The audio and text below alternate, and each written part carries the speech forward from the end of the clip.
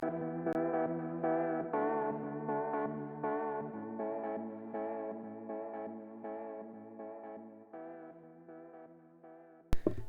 everyone, and welcome back to another episode of the Two Footed Tackle podcast. I'm your host, Ari Stamatakos. Hope everyone is well. As always, Monday, 13th of November, currently 2:02 p.m. So a little bit of a later start.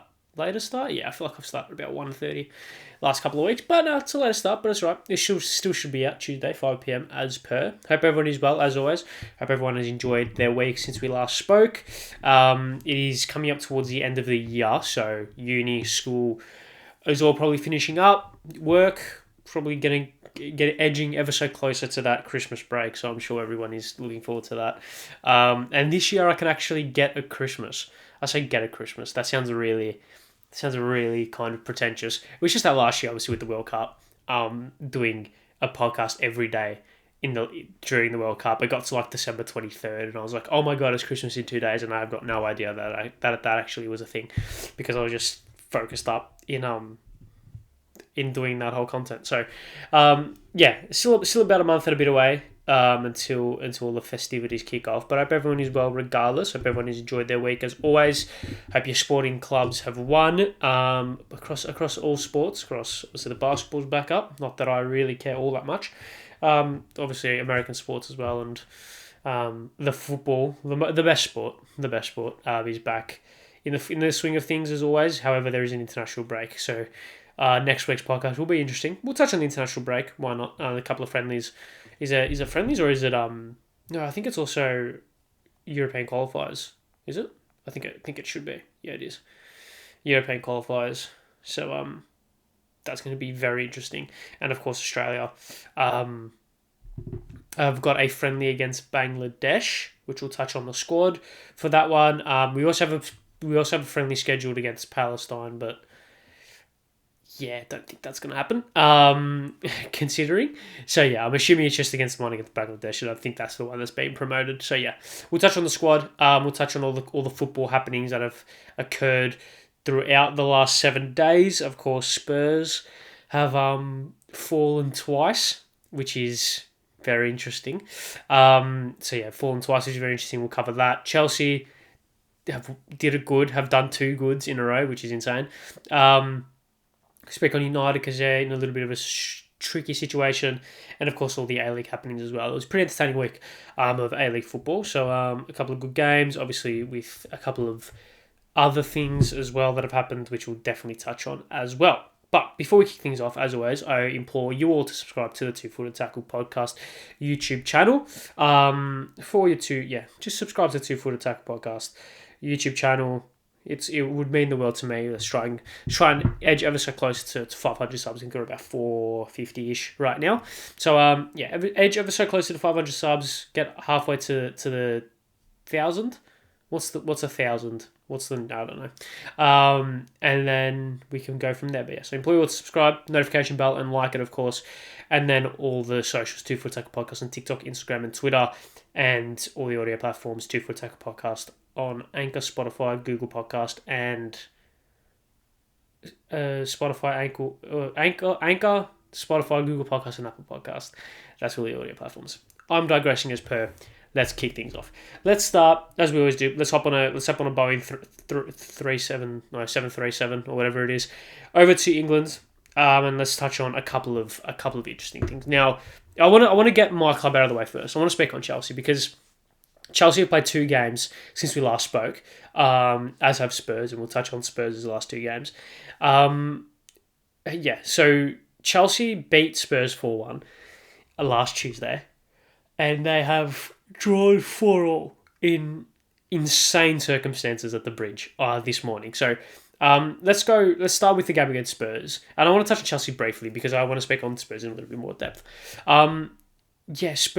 Chelsea are weird. Like, we're so weird right now because, like, we beat Spurs 4-1, and on the surface, on the kind of superficial side of things, you beat your arch rivals 4-1 away from home.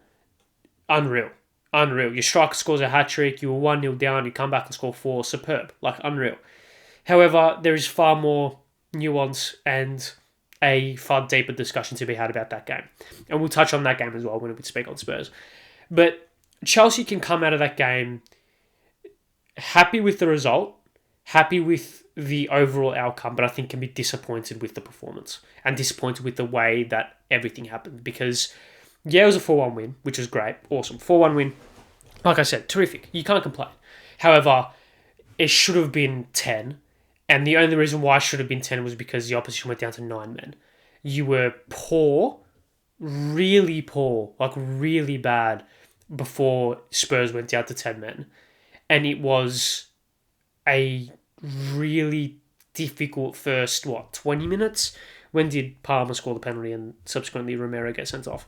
Was it first? That was around about the 20th minute, right? Let's just double check. It was the 33rd minute. So first half an hour. The first half an hour was tough to watch, right? Really tough to watch. Yeah, Chelsea scored and it got ruled out through Sterling for a handball. That was probably the only highlight of that first half an hour for Chelsea. But apart from that, Spurs scored twice. One of them was disallowed, and it was just so frustrating because Spurs on the front foot. They were dominating possession. They were really isolating Chelsea in the areas that they needed to. They were overloading. They were pressing high. They were intricate in the way they were moving the ball forward. It was really frustrating. Then Romero gets sent off. Palmer scores a penalty. It's 1-1, and you're thinking, okay, the game is back on. I thought Chelsea were able to kind of really claw back the game once Spurs went down to 10, and then once they went down to 9, it was just try your goddamn hardest to score, and we ended up doing so. I'll speak on the high line and Spurs' kind of approach to that game when I speak on Spurs. So yeah, Chelsea won 4-1, disappointing performance. Happy with the result. Feel like realistically any other side probably scores 7 and really makes a statement, but we just couldn't and didn't, which was a shame. But can't win them all in such convincing circumstances. We won based off the fact that Spurs had 9 men. I think that was quite obvious to see. So yeah. Now let's move on to this morning, which was the complete opposite. Chelsea were good against Man City. This is what we've wanted to see from Chelsea. This is what we've wanted to see from Chelsea ever since Poch came in, right? It was exciting. It was attacking. It was fluid. It was aggressive. It was just really pleasing on the eye, but also really structured and diligent, and was effective. It wasn't Hail Mary football. It wasn't like football that was just go, forget about the defence. It was go, but then also have a solid defensive structure, being able to win the midfield battle. I think Chelsea ended up having more possession than Man City this morning. If I was to, it wouldn't have been much. It would have been a much difference. Yeah, it was 45 to 55% possession, which is really not that much. Chelsea had more shots, created as many big chances. We had more shots on. We had one less shot on target. We had equal amount of shots inside the box. XG Chelsea had more. They had basically 3 XG to 2.88.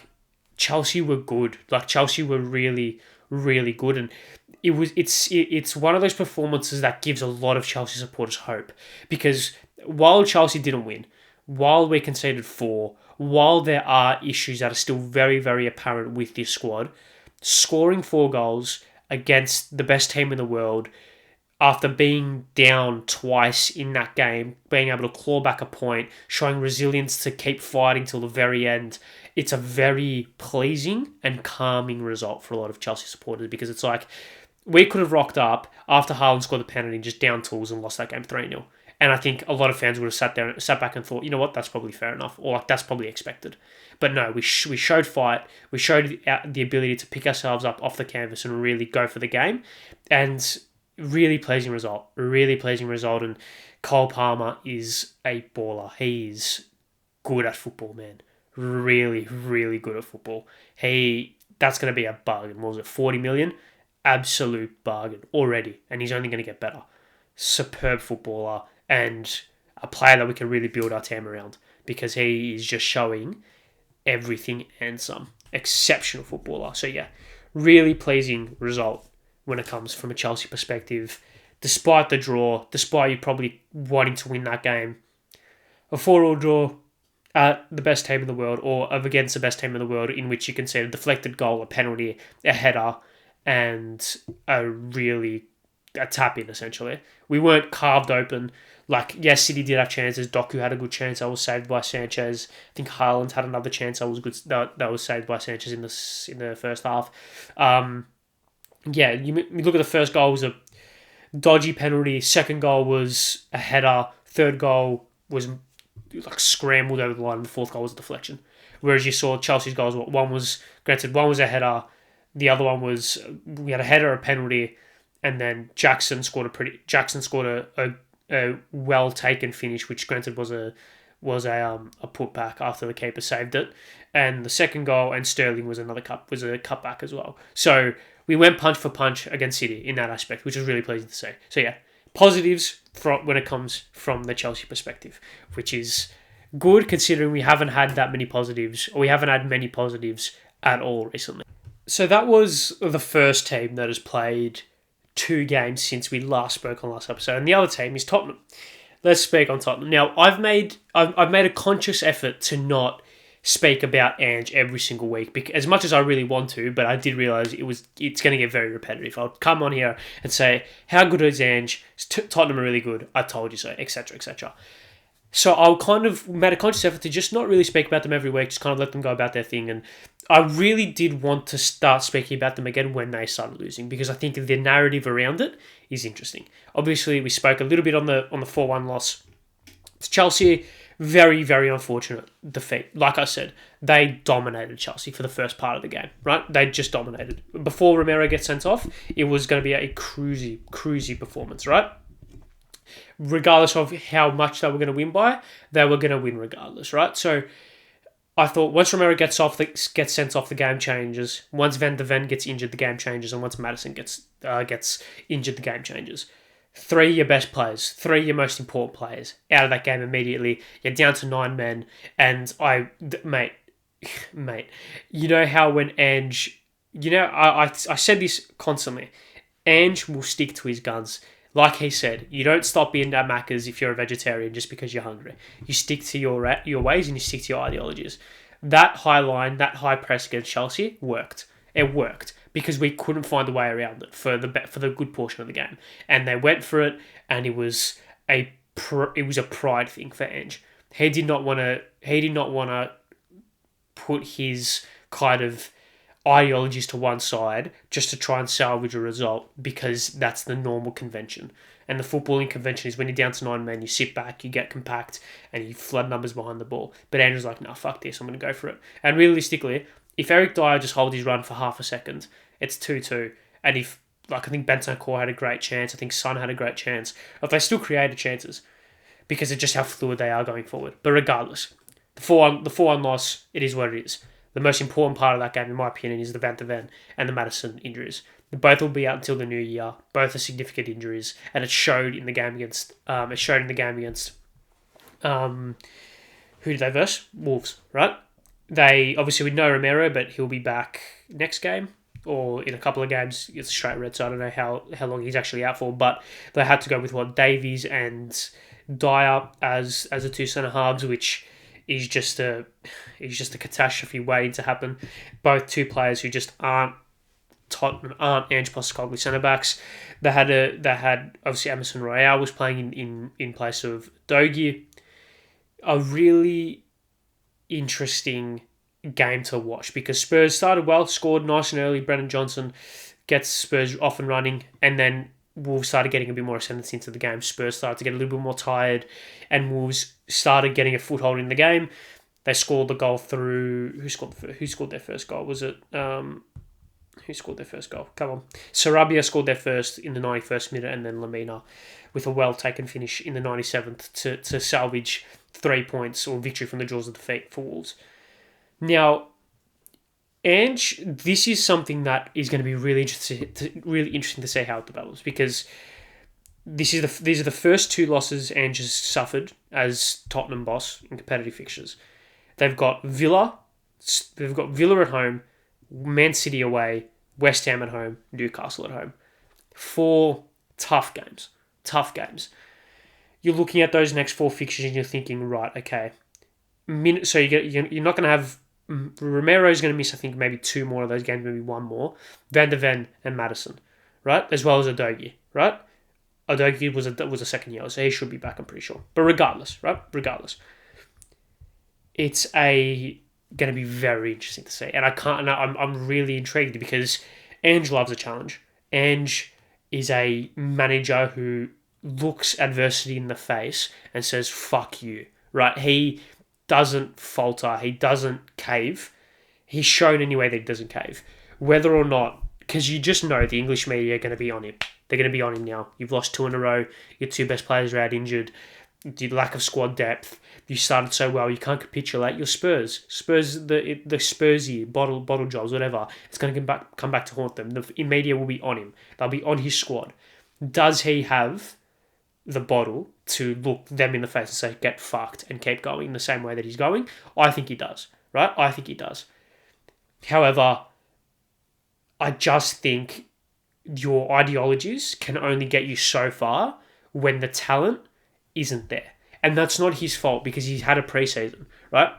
He's had 1 preseason, he's had 1 transfer window in which they had to really get the Harry Kane situation sorted before they could get anything else sorted, because Spurs are obviously a team that you need to sell to spend.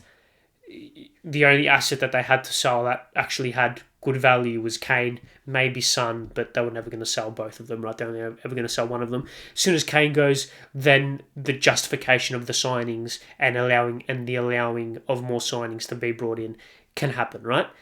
So he needs another full transfer window to get fully his players embedded into his system, because Ben Davies is not an Ange Postecoglou centre-back. Eric Dyer is not an Ange Postecoglou centre-back.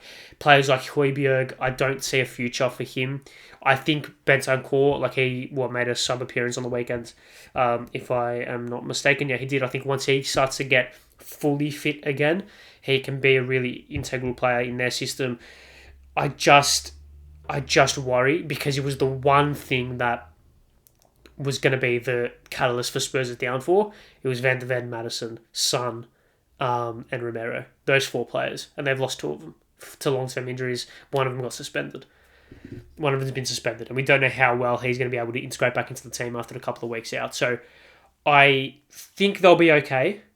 And I think we're going to see the natural lull and plateau and maybe a little bit of regression. However, success is not linear. Progression is not linear. You can't expect Ange to start at this level and just continue to go up. He started at this level and it's going to go down and it's going to come back up. It's going to go down, it's going to come back up. But I think eventually it will come to a point where he will get through it and we'll see the best out of Ange. What needs to happen now is the fans need to stick by him and the board need to stick by him, because the media are going to try and put pressure. The media are going to try and basically assassinate his job. So the fans need to get behind him. The board needs to get behind him and realise, okay, when Van de Ven and Maddison are still out, with no proper squad depth, this period is going to be tough. We've got 4 tough games in a row. If we can get through those relatively unharmed, we can get into the new year, we can get into the Christmas break, and we can regroup probably during the January transfer window once we start to get those players back.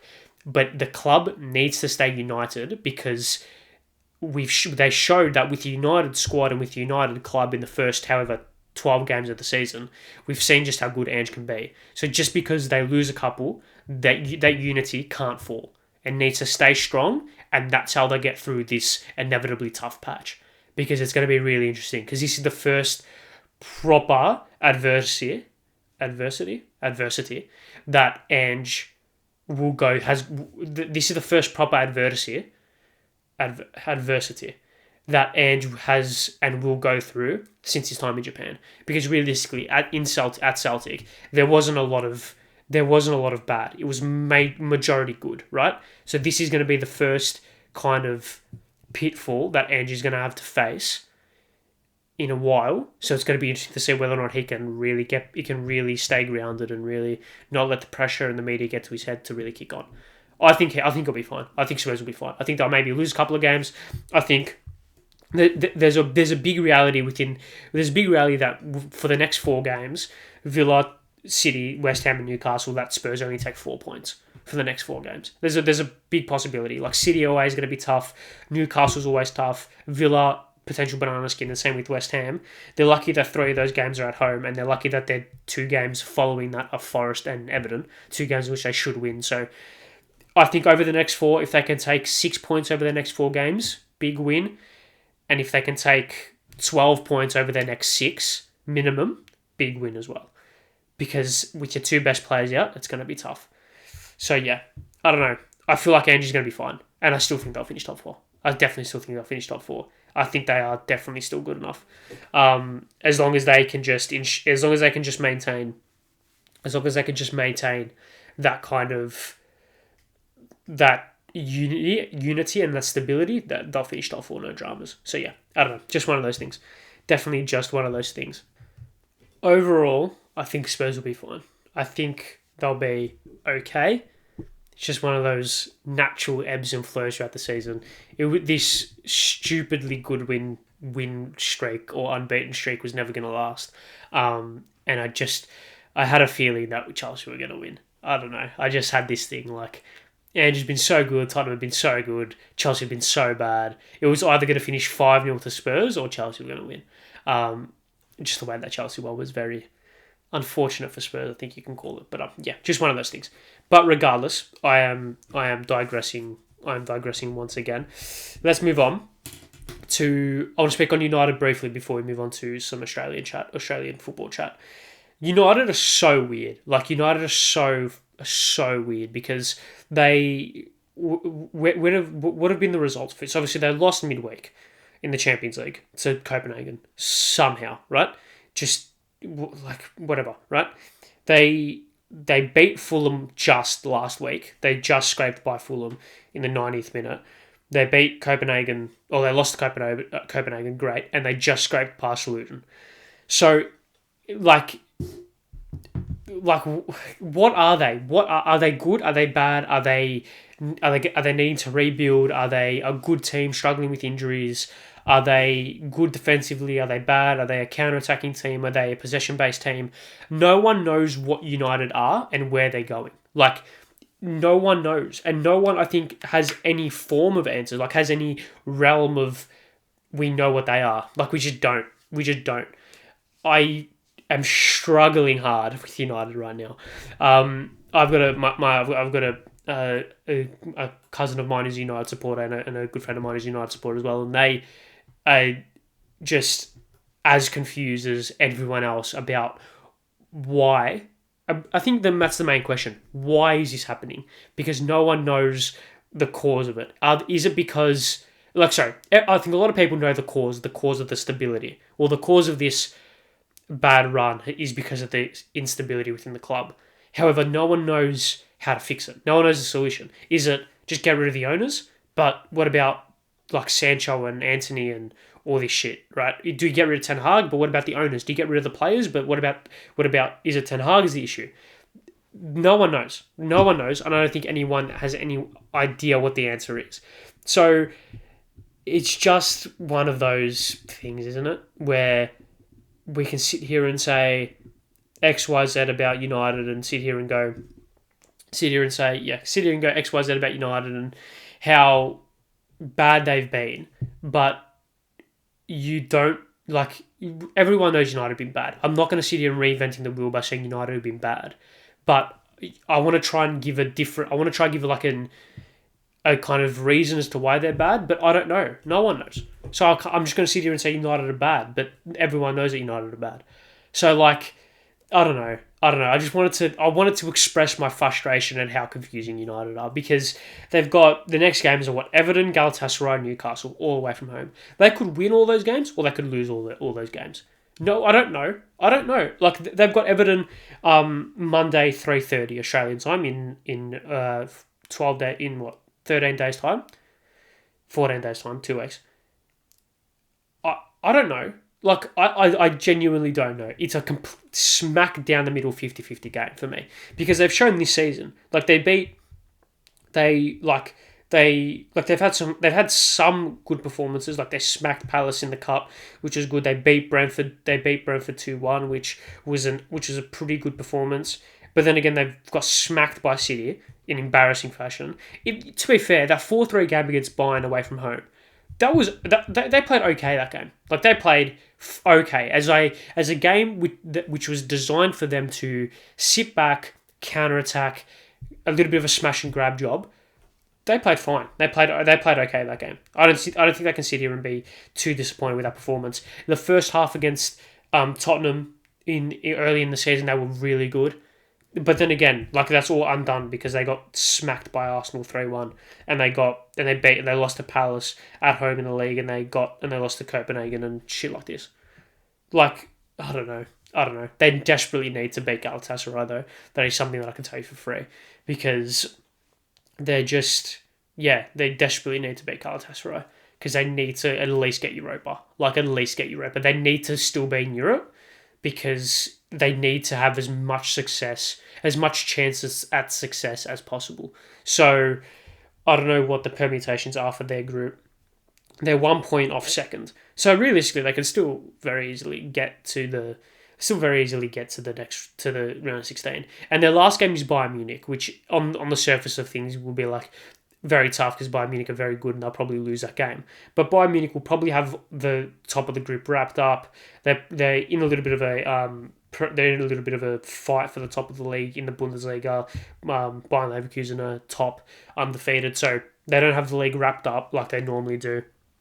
So they could just put out a rotated squad. Last game, Old Trafford, 70,000 people going berserk to try and get them to the next round of the Champions League. Well within the realm of possibility that United win that last game against Bayern Munich. However, in the same vein, that whole situation could be set up for them to win it, and they could lose it 3-0. And Bayern's 7th choice striker could come on and score a brace. Like, Irankunda could just come on and score a brace. Like, you just don't know. And we'll never know until it happens. So I think United are probably the most watchable team right now in Europe, just because of how unpredictable and how funny they are. Because, like, I'm telling you right now, when they beat Fulham, and I didn't really mention this last week, but when they beat Fulham, I was looking at the celebrations, and I was like, why are you happy? Like, like, I get it. Your team has just scored in the 91st minute to win a game after struggling. I get it. It's euphoria. But in the heart of hearts of all United supporters, in their heart of hearts, do you reckon they sit back there? Do you reckon they sit and think that was a good result? Because I saw this thing the other day, and I'm digressing a little bit, but I don't care. I saw this thing the other day about the level of, like, I don't really know how to describe it, but it's like the level of contentment regarding a situation that you're in. So it's like a spectrum. So if you're on one end of the spectrum being we're over the moon, we're ecstatic, it's brilliant. The other end is terrible, horrible, it's so bad. If you're at one end of the spectrum where you're over the moon, it's great, you don't need to change, you're fine. You just go about your life, keep doing what you're doing. It's like in a relationship. If you're in a relationship that's brilliant, that's great, you get treated well, there's respect, there's communication, etc., etc., you're great, you're loving life. Yeah, nothing needs to change, you just go about your business. You're sweet. If you're in a relationship, or if you're in a situation, if you're in a job that is horrendous, that is terrible, I don't know, like you're in a relationship and, I don't know, you're cheated on, or you're in a job and you're being disrespected by your boss or whatever, blah, blah, blah, whatever situation it may be, then you are far more inclined to change and you are far more inclined to do something about it to make that issue fixed, right? If you're in the middle, if you're just plateauing, you don't know what to do because the grass isn't always greener on the other side and you don't really have that motivation to make a change. United, and to a certain extent Chelsea, maybe before the last fortnight, were sitting in this position of, it's not great, so we're not really happy, but it's not horrendous to the point where we need to sack everyone and start again. So we're just sitting in this really no man's land area where it's like, okay, we can wait and hopefully things will change, or we can sack people and hope that they'll fix things. But in the same vein, we can also wait until things get really bad and then make a change. And in that case, you've just wasted 6, 12 months or however long it takes. Or you can sit there and sack someone and then it could just get even worse. So it's a really weird situation for United. So, yeah, I don't know. I digress a little bit there. But they're just my 2 cents on United because, Jesus, they're a fascinating football club, aren't they? Really fascinating. Okay, let's get on another jet, private jet. Why not? Don't need to go through customs and all that. Back down to Australia. So let's speak on a couple of things. I want to speak on the Socceroos squad first. Socceroos squad announced for our friendly against Bangladesh, and I've actually gone to the liberty of bringing up the squad here.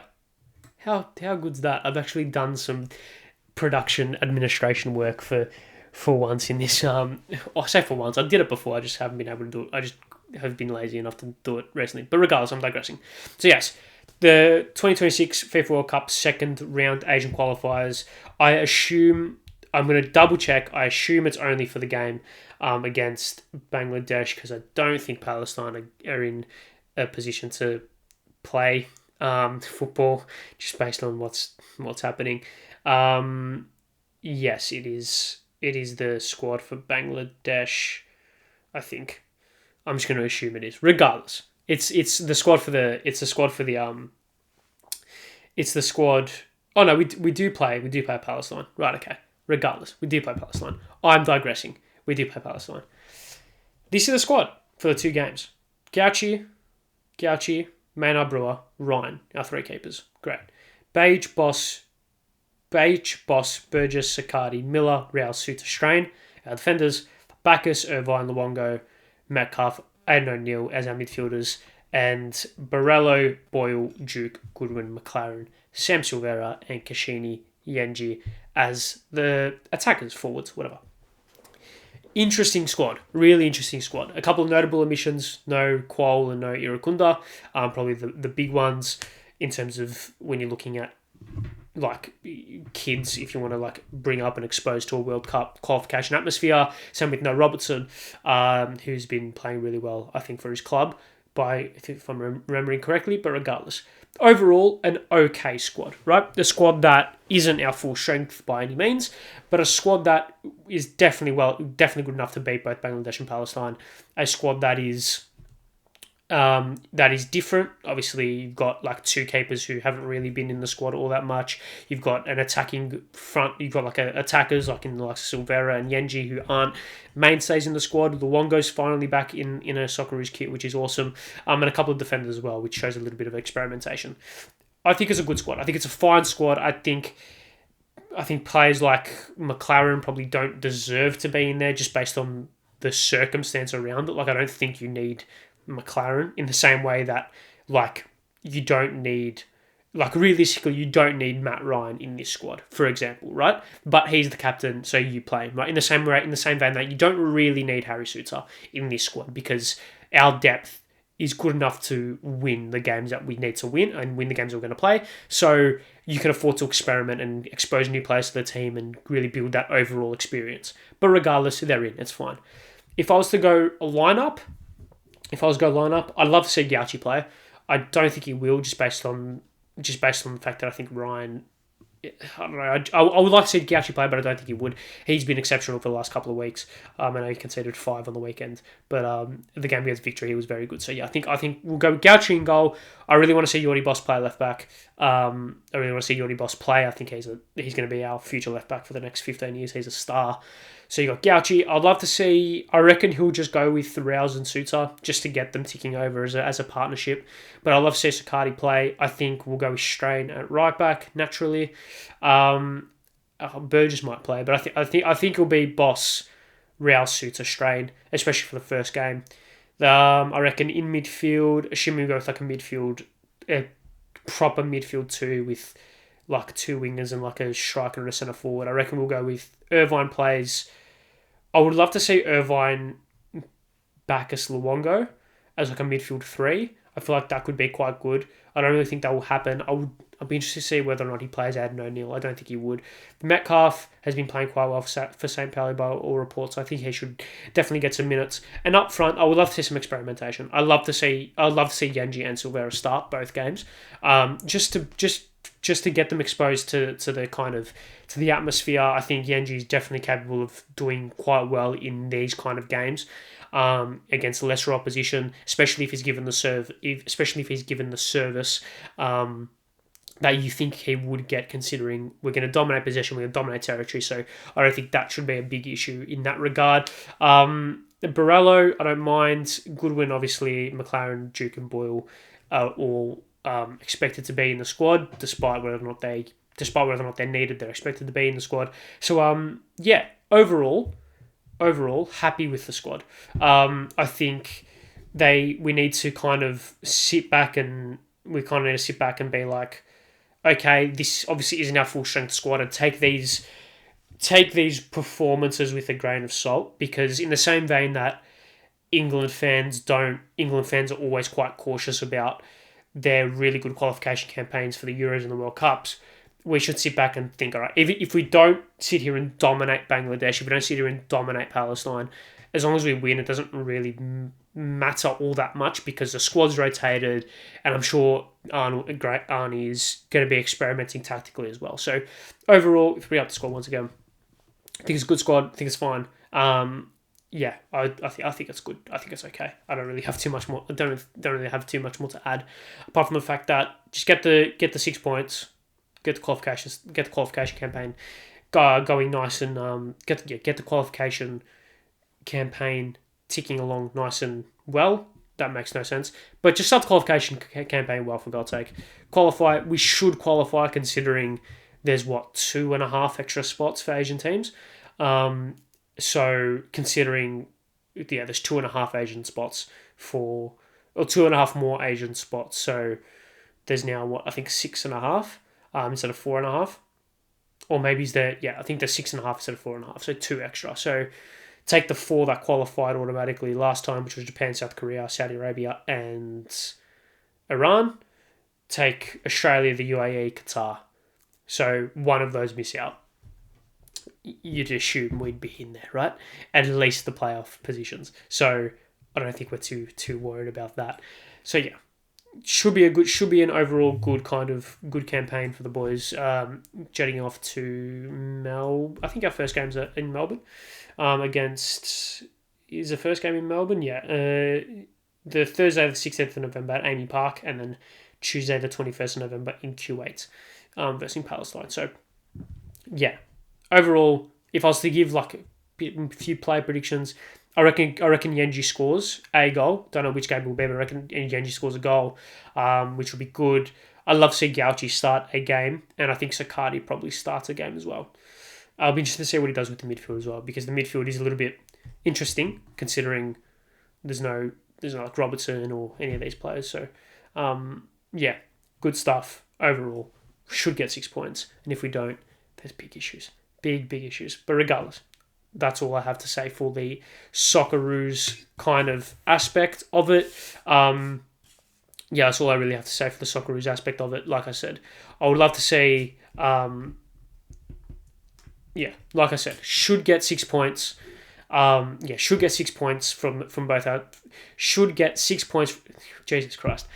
Should get 6 points from 2 games. Shouldn't really be a whole lot of drama around it. Just get in, get the wins, and get out. Good to get some minutes into some of the young players. I'd love to see Yenji play, like I said. I'd love to see Silvera play. Like I said, Sakati, Boss, Gauchi, really blood this youth and really get them used to a World Cup qualification type atmosphere, because once we get into the later rounds of qualification, when we start versing Japan and South Korea or Saudi Arabia or Iran, they need to have that experience of being in the camp so they can finally produce results on the field. So, I mean, in 2 years' time, when we're going to be at the real tail end of the qualification campaign, our squad's going to look totally different to the one that has been announced today. So, overall, happy with the squad, happy with the inclusions of some of the younger players, and hopefully they can get some minutes, perform well, and we can get 6 points and start our qualification campaign off with a bang, because I don't want to go through any form of drama like what we did last time we had to qualify for a World Cup. Let's just go through automatically. No penalties, no playoffs, just no drama. Just get the job done, please, for God's sake. Okay, let's move on. Let's come back to Australia proper and speak about the A-League. Let's speak about Irankunda. Let's speak about Ness. Because Nestory Irankunda to Bayern Munich is confirmed. Oh, this makes me so happy. This makes me so happy. Because as much as I had some thoughts about him last week, about what happened with him in the Melbourne Victory game, he is an unbelievable talent. Like, he is so good. It's not even funny. Like, the best ball striking ability I've seen from a 17-year-old. Like, it's freaky. It is freaky how good he is at just hitting a ball so cleanly. While he's tactically still quite raw, and as a footballer he's still quite one-dimensional, he's 17 years old. He's going to go to one of the best clubs in Europe, if not the best pound-for-pound club in Europe. He's going to develop, he's going to learn, he's going to be around some world-class footballers all the time. He's got, from all accounts, off the field, he's got a good head on his shoulders. He comes from humble beginnings, so you'd like to think that can stick with him throughout his career, and he can really be grounded and just get the job done and doesn't get ahead of himself, doesn't develop an ego, etc., etc. But he's pissed this league. He has dominated this pissy little league for 2 years, and he's a child. Imagine what he can do to a proper league when he's an adult. Like, it's unreal. And by proper league, I mean a better league. I love the A-League, don't worry. So yeah, love that he's going to Bayern. I think it's awesome the attention that Australian football is going to get based off this signing. Hopefully the mainstream media can pick it up and hype it as the feel good story that it is. And hopefully a lot of other European clubs can look at the Australian League and be like, you know what? Qual, Tilio, Silveira, Irankunda, 4 very good young talented footballers in the last 12 months have gone on to good sides in Europe. Let's go on to Australia and let's scout their talent and see if they can produce anyone half decent. Or let's say any of the half decent players that they can produce, and let's try to bring them over to Europe. Because as much as we want Australia, the A-League, to be a really, really good league, really it's probably going to be a feeder league. But that's okay. If the players that we develop are really good, it can be a feeder league, because that only improves our international team, etc., and it only improves the overall stocks that Australian football can get. So, yeah, really good for Ness. Really happy for him. Hope he smashes it, and I give it 2 years before he's banging in goals for Bayern in the Bundesliga on a regular basis, because the raw talent is there. It's all up here. And the Germany is a very... I mean, he's going to be playing alongside Thomas Muller, for God's sake. Like, to speak about intelligent footballers, probably one of the most intelligent footballers on the planet, right? So, he should be okay. He'll be good. He'll be good for them. I don't see any dramas. I don't see any dramas surrounding this. And it's 5 million or whatever it is. A bargain, absolute bargain. If he was Brazilian or Argentinian, he'd be going for 30. So, yeah, Adelaide can be a bit stiff. But I guess it's just the sake of him being Australian doesn't really help anyone. But yeah, just one of those things, isn't it? You can't really complain because he's gone and they're going to get a good transfer fee, and it's a good, positive thing for Australian football. Shame we're losing him because he's so good and he brings so many eyes to the product. But hopefully the younger kids can kind of look up to him and be like, you know what? If he's doing this at 17, why can't I do this? Type thing. So yeah, only positive stuff for Irankunda. So yeah, can't complain in the slightest. So yeah, let's move on and speak briefly on the A-League. Let's speak briefly on the A-League for this weekend. Sydney do sack their coach. I spoke about it last week, whether or not they should sack him. They should sack Save Corica. They ended up sacking him after I recorded, but before the podcast came out, which is just awesome. So on Tuesday morning, they sacked him, so I had to quickly change some of the titles to should they sack him to is sacked. But I'll give my thoughts. I think all my thoughts echoed based on last week's pod. Probably the justified decision in sacking him. Wasn't good enough, wasn't performing, and has been there long enough to show that time has run out. And it's just the natural progression, I think, for the club. Ufak Talai has come in. Once again, natural replacement. Was a assistant manager to Corica, has gone on to prove himself as a competent manager in the A-League, has come back and I think it's a fine signing, a fine managerial appointment. Tactically, is it ideal? Probably not. They could have probably gone a little bit more experimental with some of the tactical approaches to managers, but as an overall club fit, I think it's good. And I think a lot of Sydney supporters are very content with it as well, which is probably one of the main things as well. They showed up to Cooper Stadium and absolutely dominated. Unreal performance. So good from them. 5-0 was a 4-0 in the first half. Fabio scored within the first 10 seconds of the second half to make it 5. Unreal. Really good performance. The youth that they brought in, they were very good. The experienced heads like Mack and Lowley were very good. Yeah, overall, solid performance from Sydney, and hopefully for their sake, this can be the catalyst to really kick them on this season, because they've been poor and they have the talent there to do something quite good. So, yeah, good stuff from them. As a Victory supporter, I hate it, but it is one of those things.